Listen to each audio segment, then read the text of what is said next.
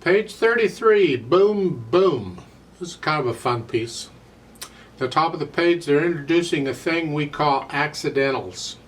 Not accidents, we already have those on our own. Accidentals. An accidental is when you insert a sharp, flat, or natural, and you haven't had any of those yet. Well, you've had the sharps, but it's when you put them in the measure itself. You see at the beginning of Boom Boom, you have sharp signs in the key signature. That means all F's are going to be sharp throughout the whole piece. That's okay. But if you look down on the third line in the last measure, you see you have an A and a C, and there's a sharp sign in front of each note. See, they can't put the sharp signs directly above each other. There isn't room, so they stagger them a little bit. That's fine. But it simply means it's an A sharp and a C sharp instead. You play that. So that's how accidentals work. You just stick them in the music, and it's temporary. It only applies from that point on for the rest of the measure. Once you go into the next measure, it doesn't count anymore. That's why they're temporary. Didn't always work that way. Rules for accidentals used to be completely different hundreds of years ago, but back in the 1700s it gradually changed into what we have today.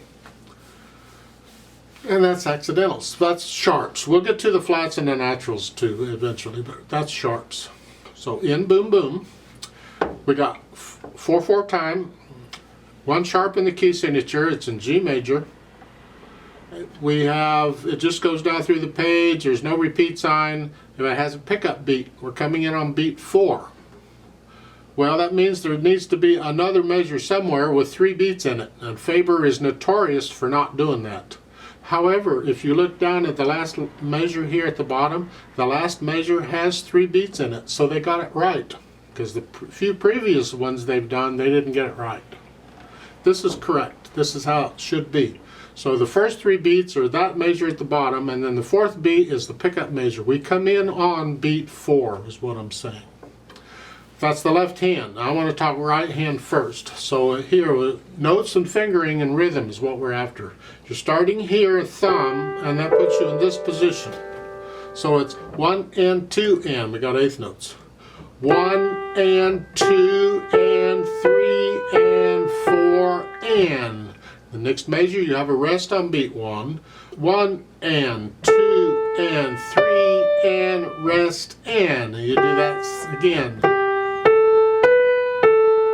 Second line, your first measure you're here, rest, and the next measure you got to come up 1 on the keyboard. You get 1 beat rest, just come up 1. That's fine. Move the hand up. It's 1 and 2 and 3 and 4 and 1. And then during that rest at the end of the line, you come back down. Move your hand. Then at the end of the third line, you come up a little bit, you're back up to this, you keep moving around here. It's a 2 and a 4 on a B and a D. And this looks ugly, I'll explain it in a minute. Let's just get we're interested in the notes where the stems are going up. The right hand is going to do those here. And I'll explain that more in a minute. So it's just 1 and 2 and 3. They look like 8th notes, but they're played like quarter notes. For the hand, they're played like an 8th note and an 8th rest. It's 1 and, so you're silent on and. 1 and 2 and 3 and 4, and then in the last line you have the same notes, but there's an 8 VA above it, so you're going to go up an octave. So you're up here, 1 and 2 and 3 and then in the next measure. It's the same notes, but there's a 15 MA. That means 2 octaves up from where it's written. So you just go up another octave here. And then a 2 up here. Now if you have a short keyboard and you don't have those notes, that's fine. You go up as high as your keyboard allows you to go, and that's good enough. Left hand. Coming on beat 4, and you're here, because you have that G chord. 4 and 1 and 2 and then that 5/7 chord, See, it's so much easier to read the chords when you recognize what the chord is. You don't have to figure out the notes. You just know it's a thing. It's a chord. So the second full measure is 1 and 2 and 3 and 4 and 1 and 2. So forth. Second line, second measure, half notes. 1 and 2 and. See, the left hand didn't move around. Back to what you were doing before. Now let's go back to that last measure on line 3, where that ugly looking stuff is. The left hand is going to play the notes with the stems going down. They put in an LH to help you out. Normally you do it anyway. When you see music written this way, the editor or composer, whoever it is helping you out and suggesting which hands should play which notes. That's nice. And they use, many times will do it, there's different ways of doing it, but many times it's because of which way the stems go. And if the stems go up, the right hand does it, and stems go down, the left hand does it. Unfortunately, that's not consistent throughout everything, so you can't really rely on it all the time, but in a lot of cases you can. So if you're trying to figure it out, that's one of the things you look at, the stems. Here, the stems going down is for the left hand, and that's, we're up here. So there's nothing in the bottom staff because the left hand is now in the upper staff. Everything's up there. So you're up here, you're A sharp, C sharp. And you're playing on the and because the right hand plays on the beat. So it's 1 and 2 and 3. And then you're resting for 2 beats. And then you go up because you're going up an octave. 1 and 2 and 3. And then you got to go up again. Good luck with that. Don't fall over here. I suggest when you're reaching here, don't lean. Just turn and reach as best you can, but try not to lean because it throws you off balance. It's not a good idea. Just lean and just reach. Also, don't try and get up and move. Don't sit someplace else. Just sit in the middle and stay there and reach. So put the hands together. 4 and. 4 and. 1 and 2. Be careful here because you're not playing the same notes. You're playing different notes. 1 and 2 and 3 and 4 and. So forth. Jump down to the third line is where things get interesting. 1 and 2 and 3 and 4 and 1 and 2, 3 and 4 and 1 and 2 and 3 and 4 and. And 4 and 3 and rest. That last note is a G, and they say play the lowest G on the piano. Actually, the G is written here in the music. It has an 8V8 under it, which means you'd play it an octave lower, which happens to be the lowest key on an 88 key piano. Some pianos actually have more keys than 88. So if you have more keys than 88, this might not be the lowest G you have. You may have a lower one. Doesn't matter. Play this one. Play an octave lower than that one written, an octave down here. If you have a short keyboard, then you play the lowest G you have. Yeah. So the last 2 measures, you're up here. 1 and 2 and 3 and rest. And you're done. There.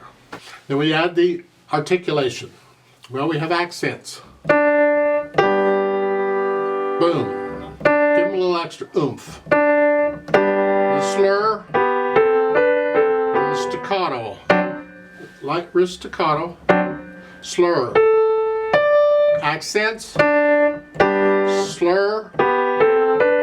Staccato. Slur.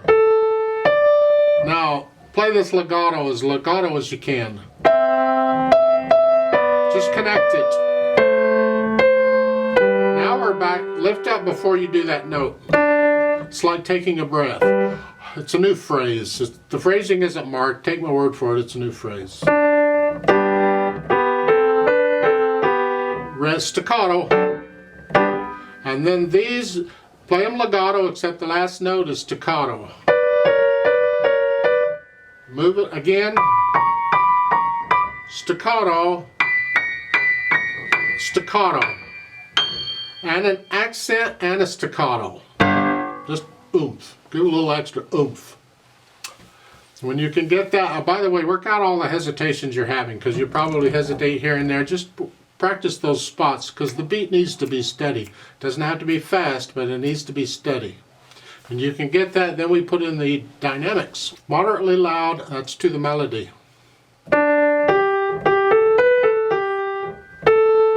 And if you're wondering where the melody is, because it's kind of hard to tell sometimes, it's where the words are. So if there's a word with that note, that's probably melody. Everything else, try and keep it down a little bit. How much down is up to you, but keep it down a little bit. It's moderately loud. Well, the accents take it up to loud, but then we want to hear it. So here I'm just playing this moderately loud and this soft. Like so. And that takes control, and it takes time to get that control, but I'm asking you to keep trying, because it will come if you'll just keep trying. So it's here. It's like when you're practicing the scale. Go to my scale video on these scales, and as you're practicing the scales with the hands together, practice playing one hand louder than the other, and take turns on which hand is loud. It's good practice. So again, at the beginning, it's accents. That's soft, because we're soft in the left hand, it's not melody.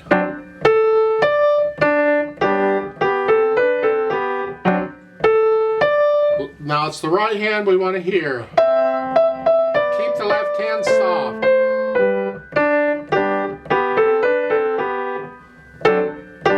Now here it's both hands together, because it's all melody, if there is a melody, I don't know. And you're loud here. And then the next line, come down to sort of loud. Now come down to soft. Stay soft. Now at the end, it's loud with an accent, makes it very loud. I guess that's one of the booms up there. And when you can get all that worked out, then try speeding it up a little bit. But it's got to be smooth, it's got to be even, no hesitations anywhere. All the notes got to be accurate, all that.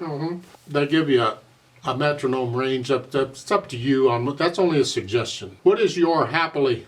Me, it depends on what time of day it is and how much coffee or wine I've had. I don't know.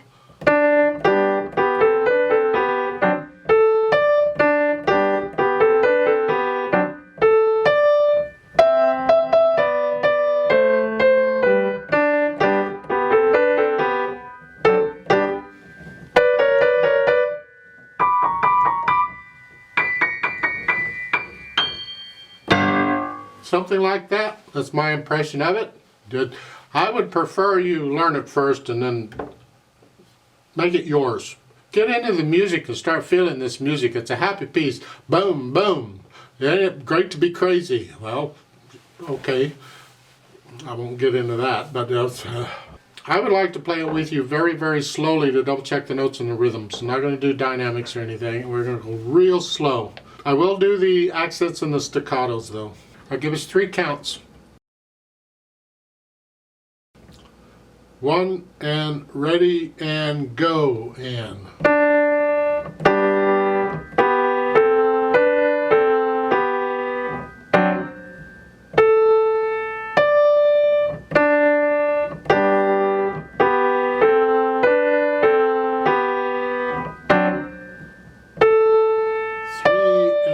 Four and.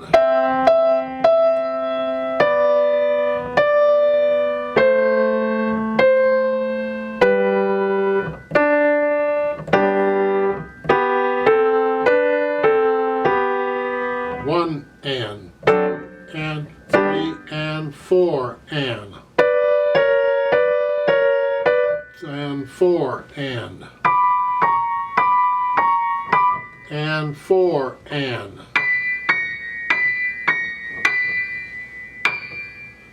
1 and 2 and 3 and 4 and